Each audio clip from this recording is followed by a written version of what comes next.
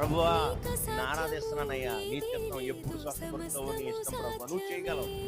నువ్వు నా నొప్పులు తగ్గడం నీ క్షణం చాలయ్యా. రెప్పపాట్లో నా నొప్పులని మాయమైపోతాయి, నా సమస్యలన్నీ తీరిపోతాయి, నా స్థితిగతులు మారిపోతాయి, నా బ్రతుకు మారిపోద్ది.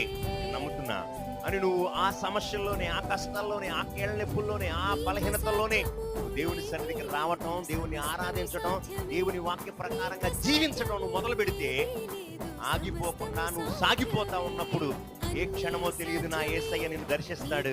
అద్భుత కార్యము, ఆశ్చర్య కార్యము నువ్వు ఊహించని అనుకొనని గడియలో జరిగింది. ఆమేన్ అని మనంతా రివర్స్ కదా. మనమంతా ఏం కోరుకుంటాం?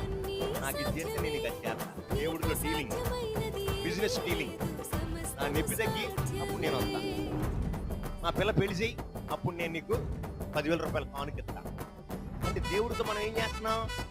Business dealing.